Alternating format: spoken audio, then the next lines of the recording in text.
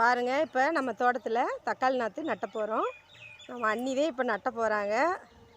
விவசாயத்தில் கிங்கு எங்கள் அண்ணி, வேலையிலையும் கிங்கு. பாருங்கள் எப்படி நட்டுறாங்கன்னு. எந்த வேலையாக இருந்தாலும் எங்கள் அண்ணி வந்து பொறுப்பாக பண்ணுவாங்க. தக்காளி நல்லா காய்ச்சி நிறைய மகசூல் தரணும்னு சொல்லிட்டு நம்மளுடைய சேனல் பார்க்குற அனைத்து உறவுகளும் ஆசீர்வாதம் பண்ணிக்கங்க. இப்படி தாங்க இருக்கும் சொட்டு நீர். பாருங்கள், இந்த மாதிரி தான் போட்டு இந்த ஒரு அடி கேப்பில் வரும். தண்ணி வரலைன்னா அந்த மாதிரி குத்தி விட்டுக்குவோம். இதில் அப்படியே நட்டிக்குவோங்க. இதில் தான் தக்காளி நம்மளுக்கு காய்க்கும். பாருங்கள், இது ஃபுல்லாக இப்போ நட்டியாச்சுங்க.